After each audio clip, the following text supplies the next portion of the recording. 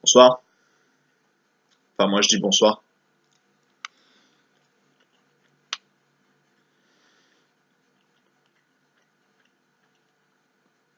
Ouais, bah désolé, bah je suis en train de manger.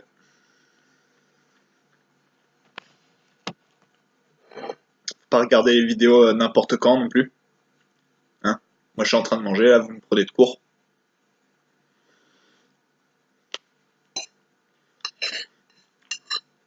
Donc bah voilà, si vous regardez cette vidéo, bah sachez que vous êtes en train de regarder la bête sauvage de l'apocalypse en train de manger.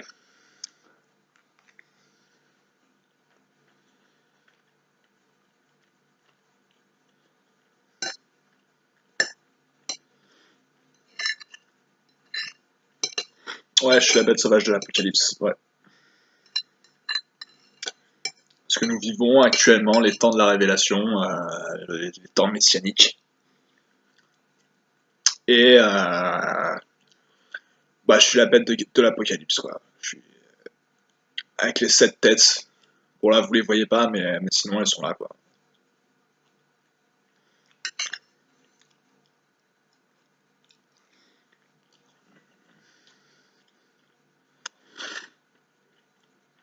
Étonnant, hein.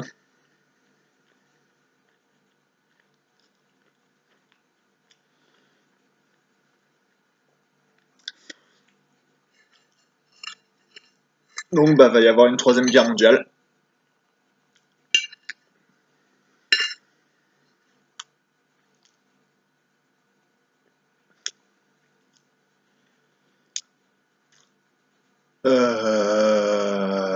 Je suis un peu la cause de cette troisième guerre mondiale. C'est parce que je prends la mesure de mon image, j'ai tout pouvoir sur les peuples et langues et nations, et du coup il y a la troisième guerre mondiale.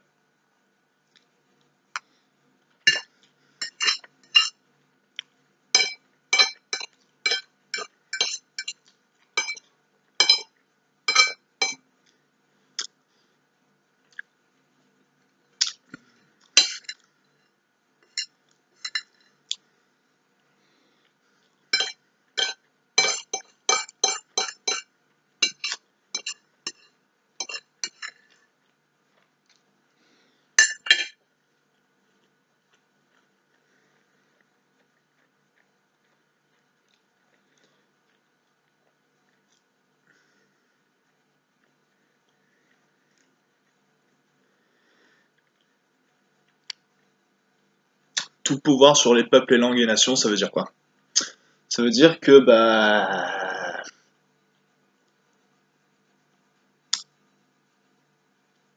l'idée que je défends, elle est purement abstraite, purement logique.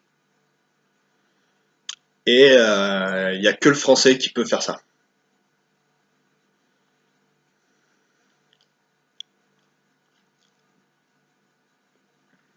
Parce que c'est une raison qui se base sur les éléments de science.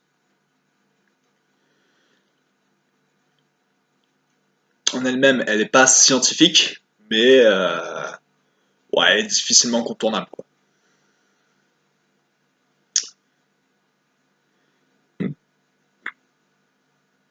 Et donc normalement, la bête sauvage, bah, elle impose sa marque. Sauf que, bah non, moi j'ai pas envie.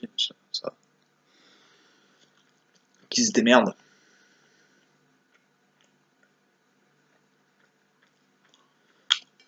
Mais en revanche, j'ai toujours une mission, c'est à trouver l'amour. Parce que, bah,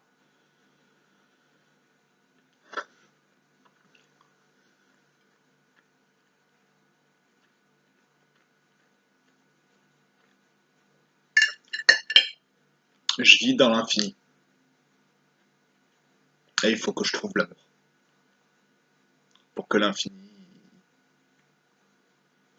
il perdure.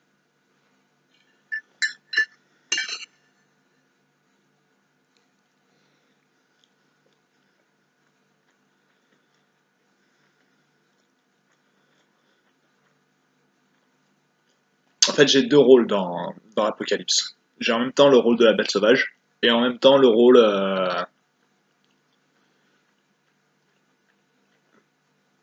du fils d'homme qui est assis sur un nuage et qui faucille. Voilà, ça c'est mes deux rôles.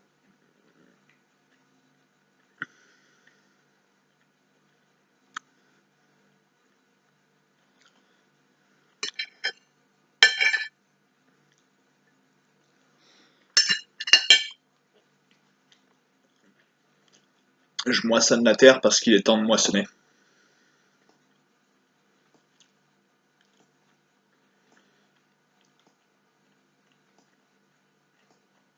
Mais aussi, bon, c'est compliqué d'annoncer aux gens que bah ils vont mourir parce que ça fait partie d'un vaste plan qui englobe en gros la réalité même de l'univers et du temps. Donc c'est compliqué quoi. Puis ça fait intervenir des extraterrestres, ça fait intervenir l'espace-temps, plein de trucs comme ça. Donc c'est vrai que c'est compliqué.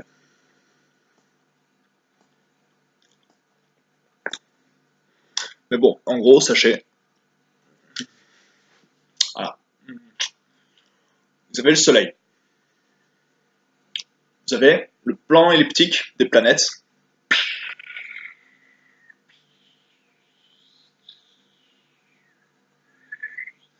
par rapport au Soleil. Mais par exemple, si on prend Uranus, qui est sur le plan elliptique du Soleil, mais les anneaux d'Uranus, bah, ils sont pas sur le même plan. Ils font un peu un truc comme ça, alors que le plan elliptique, il est là. Donc les anneaux d'Uranus, ils sont pas sur l'équateur, ils sont même pas au pôle Nord, ils font un truc bizarre comme ça. Donc, voilà, si on prend des échelles différentes, l'Uranus, on peut dire que c'est un micro-soleil, et que bah, sa chaîne d'astéroïdes, en fait, c'est des planètes qui gravitent autour. C'est des micro-planètes qui gravitent autour. Mais prenons le Soleil. Et donc les planètes, c'est sa ceinture d'astéroïdes, quoi. C'est les anneaux de la planète, du Soleil. Mais le Soleil alors, il tourne autour de quoi? Il tourne autour de la Voie lactée. Donc c'est pas un point fixe le Soleil. Hein, la spirale de la Voie lactée, là.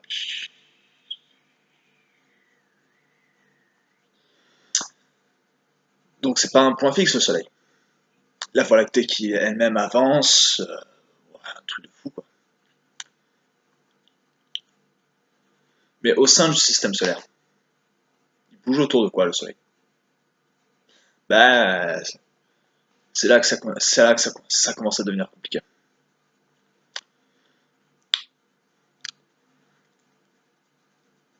Faut imaginer en fait qu'il y a un trou noir autour duquel il y a un trou noir autour duquel gravite le Soleil. Dans une période de 4320 ans. En gros, la période de 4320 ans, c'est cette période-là qui fait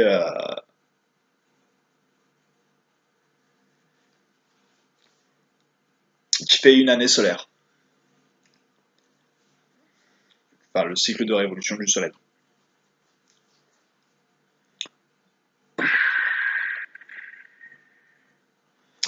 Mais alors, du coup, le plan elliptique, il est sur le même plan elliptique que les planètes? Eh ben non. Parce que, bah, par exemple, la Terre, elle a incliné à 30 degrés.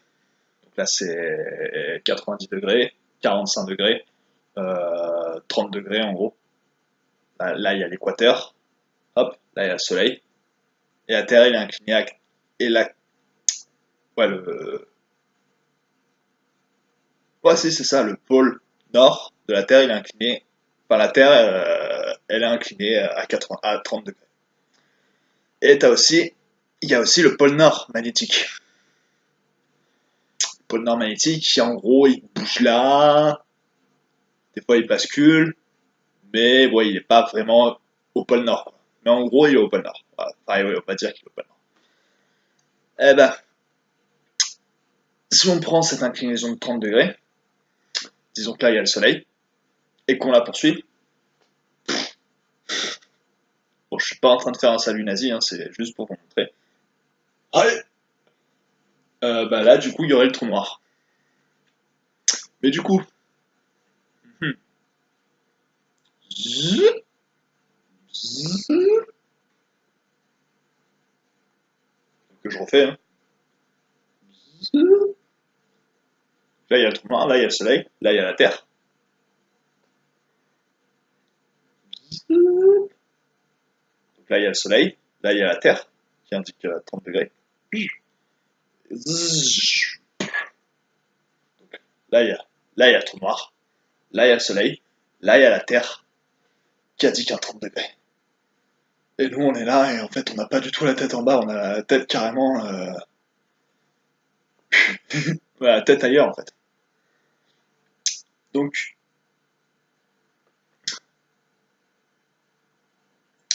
enfin, en fait, c'est le plan elliptique des planètes elles-mêmes par rapport au Soleil qui est incliné à 30 degrés par rapport au trou noir. Là, il y a le Soleil, là, il y a le trou noir, et là, il y a le plan elliptique du Soleil, des planètes.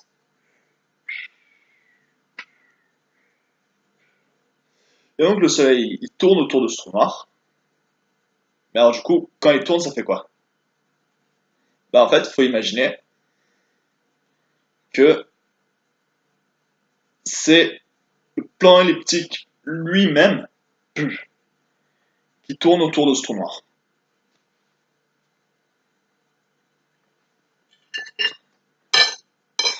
Et pourquoi je vous dis ça?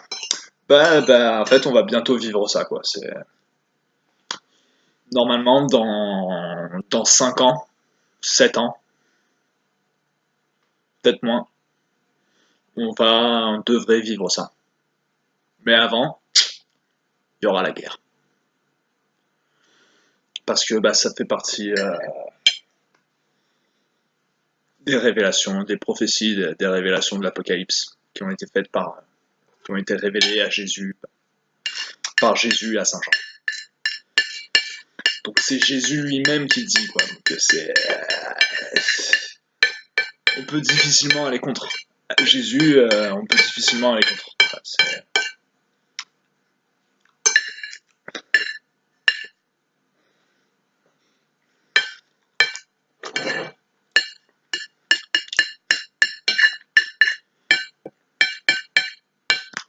en matière de théologie, ça reste le must du must, quoi. C'est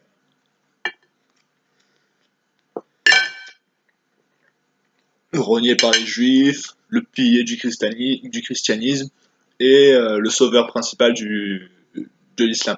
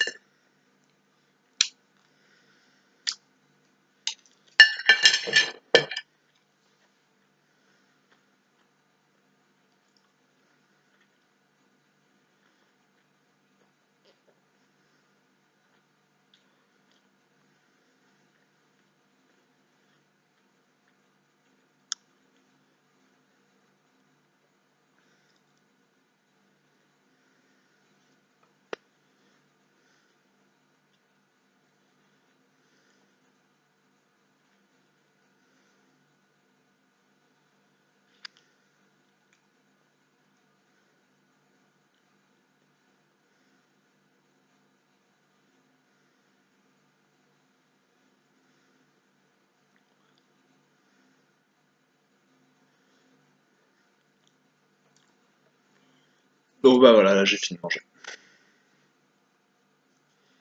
Ah, et ce trou noir, il s'appelle Nibiru ou Nemesis. Mais il n'y a pas d'extraterrestre qui vit dedans parce que c'est un trou noir.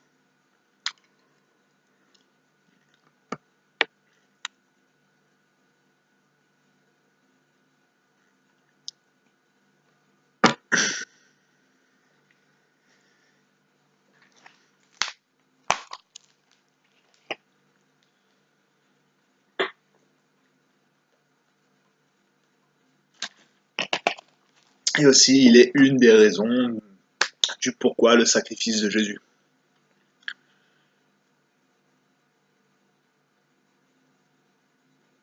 C'est pour qu'on puisse avoir accès à cette connaissance qui s'est sacrifiée. Parce que sinon, avant, on avait l'explication de la colère de Dieu.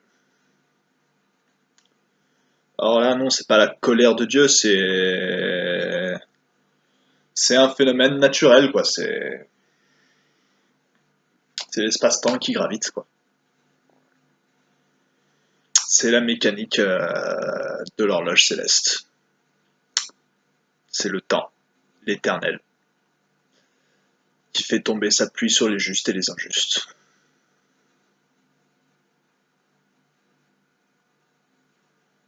Et c'est pour cette raison que Jésus s'est sacrifié, s'est offert en sacrifice à la foule,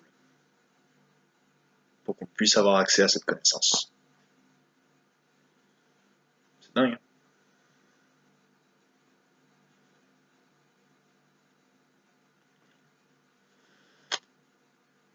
Donc voilà, bah, je vous annonce deux catastrophes, quoi. La troisième guerre, qui bon bah va faire des ravages partout dans le monde. Hein, et les mecs ils sont plutôt chauds bouillants quoi pour la guerre, c'est leur hobby favori. Et tous, hein. Américains, Russes, Israéliens, Iraniens, les Saoudiens, les Anglais, un peu moins les Français, un peu moins les Européens, mais sinon tous quoi. Tous ils sont chauds pour ouais. Allez, ouais, on va faire la guerre. C'est comme ça quoi.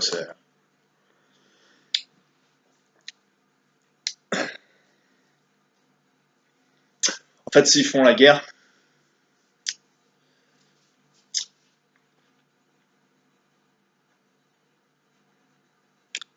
c'est parce qu'il y a une expansion de l'univers. Mais que cette expansion, bah, ça leur fait peur parce que, bah, du coup, si c'est pas contrôlé, merde, putain, à la fin, il restera plus rien, quoi. Enfin, du coup, ça va être une expansion et ça va tout se déchirer.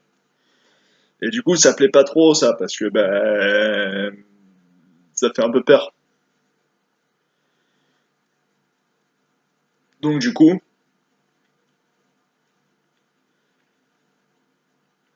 vu que la raison de cette expansion, c'est en fait que, bah, l'être humain est un être pensant, mais dans notre civilisation, bon bah il y a beaucoup de mimétisme. Et ce mimétisme-là, il est assez néfaste pour la santé de l'univers. Ah, l'espace entre les galaxies, il grandit quoi. C'est-à-dire que deux personnes peuvent être, enfin deux galaxies, ouais deux personnes en gros, deux personnes qui se regardent dans les yeux, peuvent être à des distances mais what the fuck quoi. Et ça s'accélère. Et ça fait peur. Donc bon bah une bonne guerre. Ensuite le cataclysme. Et bon bah là de 9 milliards on descend à 1 milliard. Puis après on va encore diminuer à 500 millions. Voilà, ça c'est Georgia Guidestone qui a marqué ça. Voilà.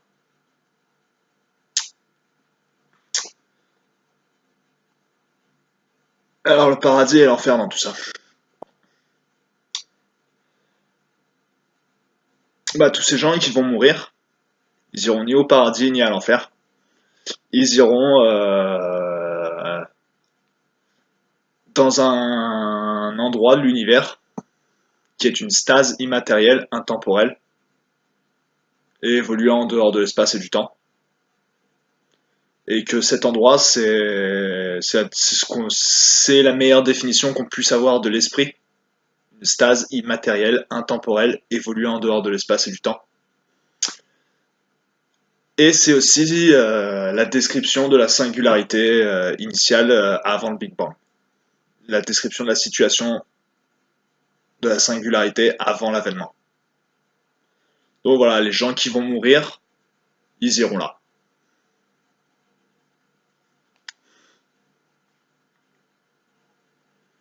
Parce qu'ils n'ont pas été écrits dans le rouleau de vie de l'agneau depuis la fondation du monde. Ah, c'est une parole de l'Apocalypse.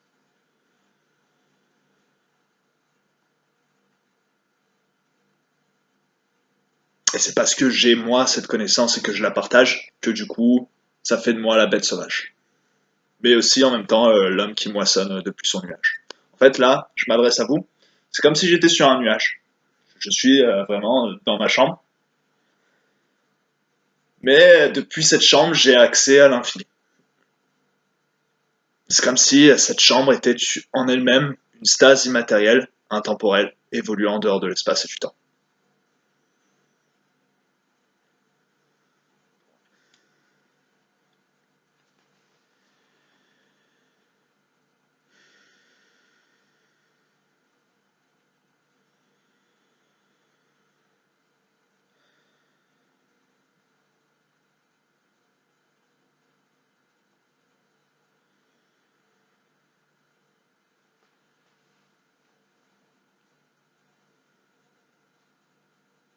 Là, on est le 21 avril, 21 mai 2017. Et bientôt, ça aura plus vraiment d'importance. Mais bon, je dis, on est le 21 mai 2017.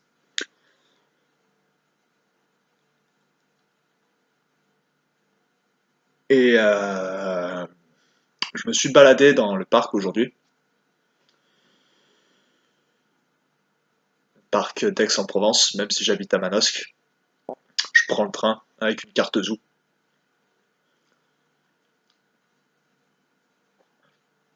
Donc du coup, je me suis baladé dans les parcs à Aix-en-Provence et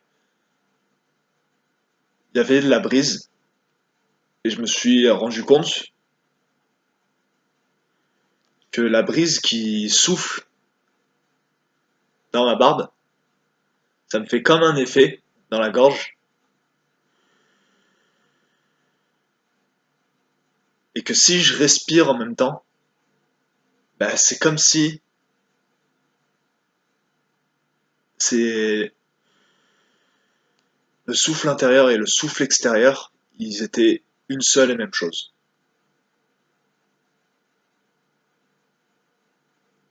C'est comme si j'avais plus de membrane, plus de peau ou quoi, et que ces deux souffles, il y en a un qui est intérieur, profond, et l'autre qui est extérieur et qui vient des puissances énergétiques de la Terre et de l'univers.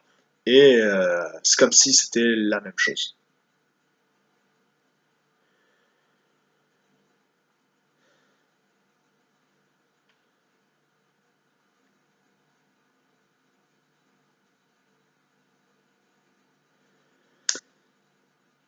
Pour trouver l'infini, il faut visualiser une lueur bleu pâle, une flamme pâle, pâle comme la mort, bleu pâle. Parce que c'est bleu, blanc, en même temps jaune, vu que c'est une flamme.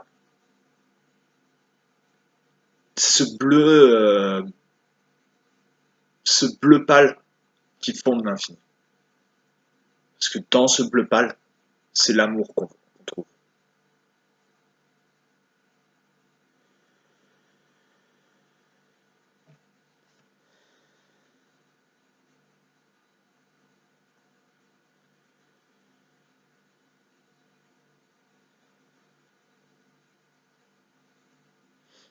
Voilà, si vous regardez cette vidéo et vous êtes un peu inquiet pour les événements qui vont suivre, focalisez-vous sur le bleu pâle, sur la respiration profonde. Dites-vous que vraiment vous êtes infini.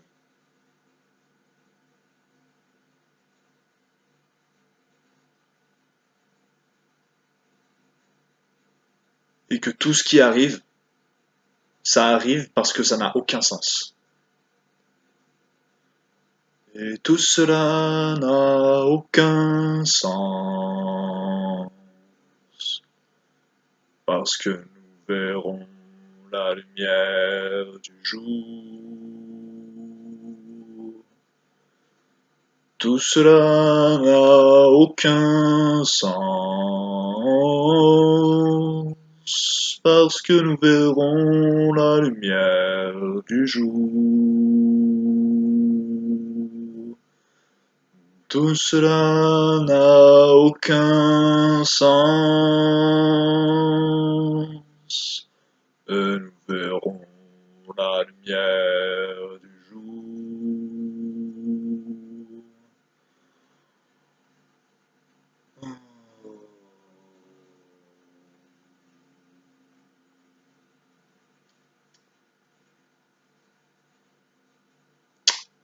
Cet astre, il perturbe l'espace-temps.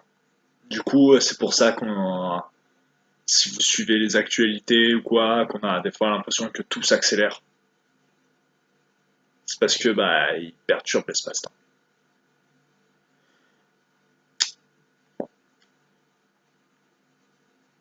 Mais en tout cas, malgré les troubles qu'on va vivre, ne vous dites jamais que c'est la fin du monde. Dites-vous juste que c'est une étape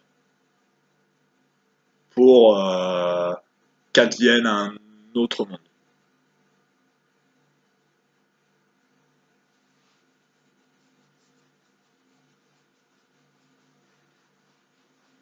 une autre réalité,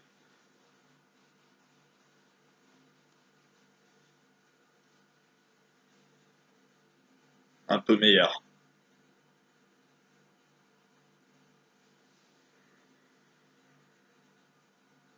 Le bleu pâle. L'amour et le bleu pâle. Visualisez l'amour et le bleu pâle. Visualisez l'infini. Parce que c'est vraiment la clé.